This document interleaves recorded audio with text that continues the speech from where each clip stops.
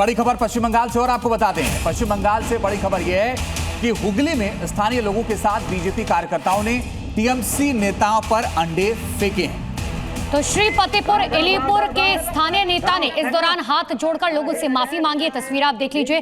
स्थानीय लोगों का आरोप है कि टीएमसी शासन में पंचायत के अंदर उन्हें मदद नहीं मिलती थी और इसीलिए ये टीएमसी नेता पर अंडे फेंके गए। हुगली की ये तस्वीर देख लीजिए।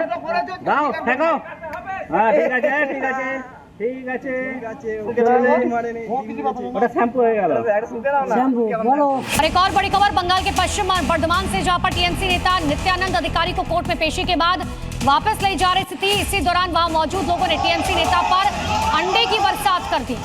हालांकि पुलिस ने बचाने की पूरी कोशिश की, लेकिन इन अंडों का शिकार पुलिस भी हो गई और इसकी तस्वीरें अब आपके सामने हैं। जबरदस्त 1 2 3 4 आप गिन नहीं पाएंगे, इतने ज्यादा अंडे मारे गए हैं।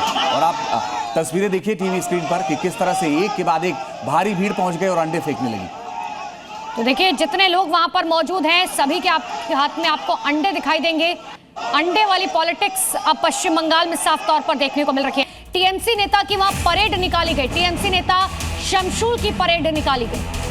आप पैंट वाली परेड है ये। आप देखिए लोगों ने चोर चोर के नारे लगाए हैं। इस दौरान लोगों ने टीएमसी नेता पर अंडे फेंके हैं और ये कहा है कि ये चोर हैं। आप ये देखिए किस तरह से परेड निकाली जा रही है और लोग अंडे फेंकते हुए नजर आए। लोगों ने चोर चोर के नारे भी लगाए।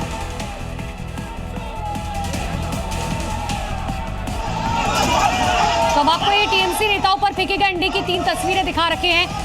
पश्चिम बर्धमान, हुगली, नंदीग्राम की तस्वीर है। टीएमसी नेता नित्यानंद अधिकारी पर अंडे फेंके गए। हुगली में भी टीएमसी नेता पर अंडा अटैक किया गया, जिसके बाद वो माफी मांगते हुए दिखाई दिए। और नंदीग्राम टीएमसी नेता शमशूल पर अंडे फेंके गए। बड़ी खबर, टीएमसी सांसद अभिषेक बनर्जी को नोटिस मिला है। सीआईडी ने अभिषेक को एक और नोटिस भेज दिया है। अमित शाह के खिलाफ कथित भड़काऊ भाषण देने का आरोप है। सीआईडी ने अब उनको 16 जून को पूछताछ के लिए बुलाया है और अभिषेक बनर्जी ये कह रहे हैं कि हम लड़ाई में जरा भी पीछे नहीं हटेंगे। लेकिन एक के बाद एक अभिषेक बनर्जी को नोटिस दिया जा रहा है।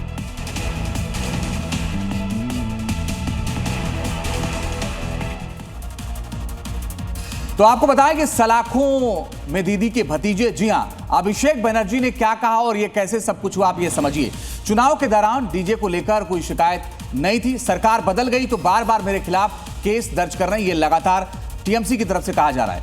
इतना ही नहीं, अमित शाह के भड़काऊ बयान पर उनके खिलाफ एफआईआर क्यों नहीं हुई, यह भी अभिषेक बनर्जी की तरफ से कहा जा रहा है। आगे उन्होंने कहा कि सीआईडी में चल रहे मामले की जानकारी लीक की जा रही है। हम इस लड़ाई में पीछे कहीं नहीं हटने वाले हैं। एमपी और एमएलए तोड़कर झुकाया हमें नहीं जा सकता। ये तमाम बातें अभिषेक बनर्जी की तरफ से कही गई है, जो ये बताने के लिए काफी है कि आखिर अभिषेक बनर्जी कितने ज्यादा हताश हैं। तो अभिषेक बनर्जी पर आप ये देखिए कि लगातार शिकंजा कसता जा रहा है। कालीघाट वाले उनके घर पर पुलिस पहुंची है और इसके साथ ही केंद्रीय बल की मौजूदगी भी है। आपको बताएं कि फर्जी साइन केस में सीआईडी का समन मिला है उन्हें, टीचर भर्ती केस में ईडी का समन मिला है और भड़काऊ भाषण केस में भी सीआईडी का समन मिला। तो 3 अलग अलग मामले हैं और तीनों ही मामले में अभिषेक बनर्जी पर शिकंजा लगातार कसता जा रहा है। एक के बाद एक समन उन्हें दिया जा रहा है। भड़काऊ भाषण देने के मामले में समन दिया गया है। अमित शाह के खिलाफ उन्होंने भड़काऊ भाषण दिया था, इसके बाद से अब उन्हें नोटिस दिया गया है और सीधे अब ग्राउंड जीरो का रुख कर रहे हैं। हमारे सहयोगी आयान घोषाल जुड़ गए। आयान, कितने देर पहले सीआईडी की टीम पहुंची है, पुलिस पहुंची है और क्या बातचीत हो रही है इस वक्त, क्या जानकारी अंदर से? सुजय हाजरा, जो कि पश्चिम बंगाल की झारग्राम जिले की एक असेंबली कॉन्स्टिट्यूएंसी से एक्स एमएलए था, उस एक्स एमएलए ने शाल्बनी पुलिस स्टेशन झारग्राम डिस्ट्रिक्ट वहां पे एक कंप्लेन किया था कि अभिषेक बंदोपाध्याय, उनकी जो पीए है जिसका नाम सुमित राय है, उस पीए ने इस बार 2026 विधानसभा चुनाव में तृणमूल कांग्रेस की टिकट देने की जो आश्वासन था, उस आश्वासन उनको दिया था। उनके बदले करोड़ों रुपया उनसे हड़पा गया था और ना तो वो आश्वासन पूरा किया गया, ना ही पैसे वापस दिया गया। इसके चलते शाल्बनी पुलिस स्टेशन, पश्चिम बंगाल, झारग्राम डिस्ट्रिक्ट, वहाँ पे एक कंप्लेन दर्ज हुआ। उस कंप्लेन के चलते आज एकदम सुबह 5 बजे अभिषेक बंदोपाध्याय की ये जो मकान आप देख पा रहे हैं, उसके सामने Salboni district Salboni police station की पुलिस यहाँ पे आ पहुंचे। सालबनी की जो आईसी है, इंस्पेक्टर इंचार्ज, उनके साथ और 2 आला अधिकारी और 2 लेडी कांस्टेबल यहाँ पे आ पहुंचे। लेकिन अभिषेक बंदोपाध्याय, उनकी जो घर है उसके सामने ये जो बड़ी सी गेट आपको दिख रही है, उस गेट में तब एक बड़ा सा ताला लगा हुआ था। ताला खोलने के लिए बहुत बार विनती की गई, लेकिन विनती में कोई कान नहीं डाला। और सामने अभी जो आप देख रहे हैं सिक्योरिटी, वो भी उस वक्त नहीं था।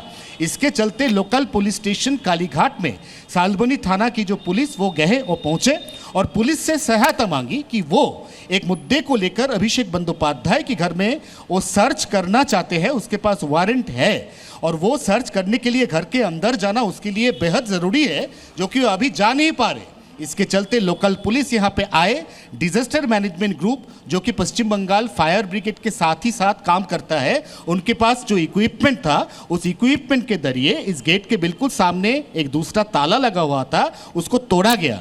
उसके बाद गेट खोलने के बाद बिल्कुल मेरे दाएं तरफ ये जो सिक्योरिटी कॉर्नर है, इसके बीचों बीच एक लिफ्ट है, वहां से अभिषेक बंदोपाध्याय उनकी घर पे पहुंची। यहाँ पे सालबनी थाना की पुलिस और ये जो पूरा इलाका है, उस पूरा इलाका को घेर लिया कोलकाता पुलिस। और अब ये देखने वाली बात होगी कि आखिर अभिषेक बनर्जी से क्या कुछ उनके घर से निकलता है या नहीं निकलता। फिलहाल के लिए बहुत बहुत शुक्रिया तमाम जानकारी के लिए।